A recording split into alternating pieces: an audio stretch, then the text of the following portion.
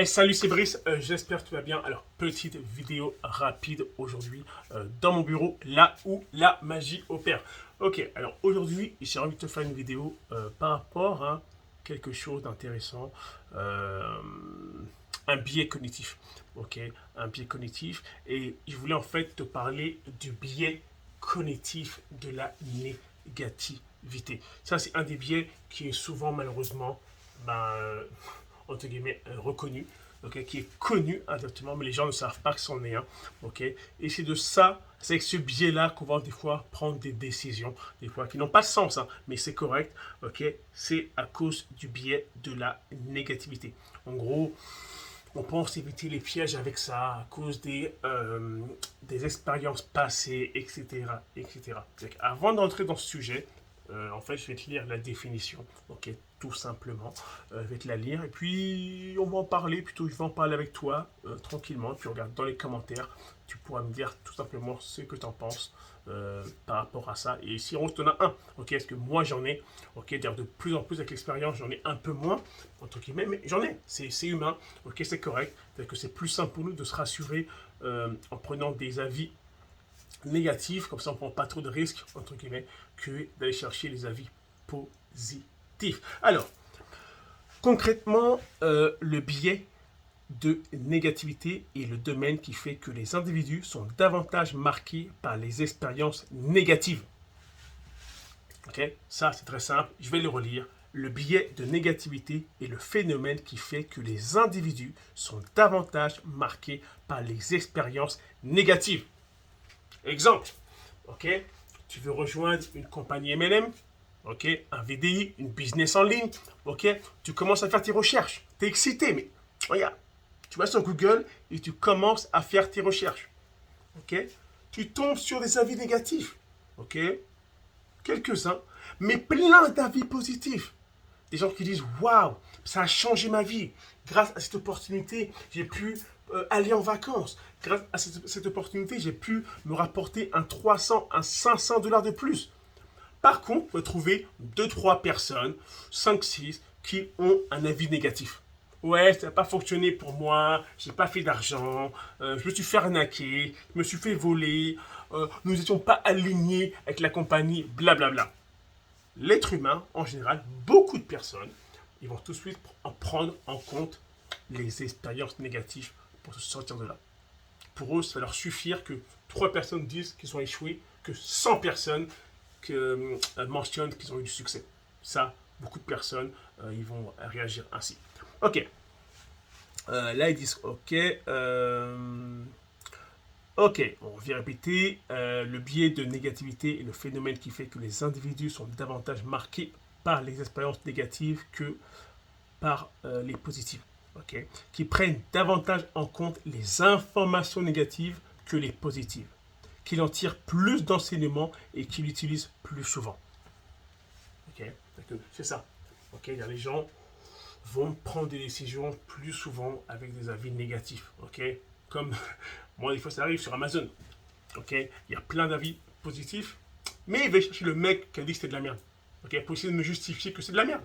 Ok, des fois, je suis là, mais je sais très bien que regarde, un produit n'est jamais parfait. Il y aura toujours un mec qui ne sera pas content. Toujours, c'est comme ça en fait. Ok, il y aura toujours quelqu'un qui ne sera pas content. Ok, alors on va continuer. En effet, ce sont les informations qui apportent un désagrément, qui frappent l'intention euh, et qui sont mémorisées le plus facilement. A l'inverse, nous avons tendance à oublier les bons souvenirs ou toutes les fois où les choses se sont bien déroulées, et donc à ne pas prendre en compte dans notre raisonnement. Ça arrive. Ok, donc des fois, regarde, on est, je sais pas moi, combien de fois tu as essayé de pratiquer quelque chose, un sport, bref, regarde, tu as raté deux trois fois et tu as carrément oublié qu'avant, tu avais eu 5-6 bons coups. Tu vas juste te rappeler que quand tu es tombé, ça t'a fait hyper mal. Oh, il est tombé aussi derrière que tu avais aussi réussi, tu vois, que tu as eu du succès dans le passé. Okay, et c'est ça que beaucoup de gens malheureusement oublient, c'est qu'ils vont chercher de la négativité chez des gens qui eux en fait ne sont pas entre guillemets légitimes. Ok, donc ils préfèrent aller sur ce biais ce biais de négativité pour pouvoir se rassurer des fois. Ok. Un autre phénomène lié est le sentiment positif de bonheur diminue lorsque l'expérience agréable ou positive s'accumule quand on s'y habitue. Bon, bref, ça. Ok. Alors, exemple, les exemples, qu'est-ce qu'ils disent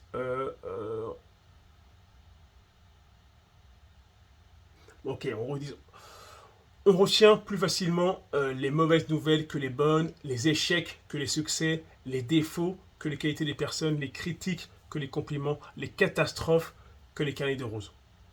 Ok. Donc en gros, c'est vraiment ça. En gros, dans le MLM, c'est clairement ça. Ok. Quand vous voyez des fois, vous cherchez une business, une opportunité, vous allez sur YouTube, il y a juste quelques mecs qui disent qu'ils sont pas eu de succès. Franchement, ça suffit pas. Ok. Les mecs qui n'ont pas réussi, c'est bizarre. Hein. Étonnamment, les mecs qui s'amusent à bitcher en fait sur les compagnies ou je sais pas quoi, ou la compagnie en question, c'est bizarre. Ils ne laissent jamais leur Instagram ou leur Facebook pour échanger avec eux en fait. Ils vont que mettre de la merde, entre guillemets. Et à aucun moment, tu peux les contacter et leur demander hey, concernant ta vidéo, j'ai besoin de savoir plus. Ça n'arrive pas, ça. Ok. Et bizarrement, ceux qui sont dans la compagnie où ça a l'air de fonctionner pour eux, vous pouvez toujours les contacter. C'est bizarre. Ok. Et ceux qui ont échoué, c'est marrant, c'est quand on leur demande pourquoi ils ont échoué, ils sont incapables de dire pourquoi, incapables de dire comment. Ils vont te dire que les produits ne marchaient pas, ça ne fonctionnait pas, j'ai mal été formé. Mais bref, que des conneries en fait. Et pourtant, c'est bizarre, c'est que il y a d'autres personnes qui ont le même produit qu'eux. Ils y arrivent. Ils y arrivent. C'est bizarre. C'est bizarre. Ok.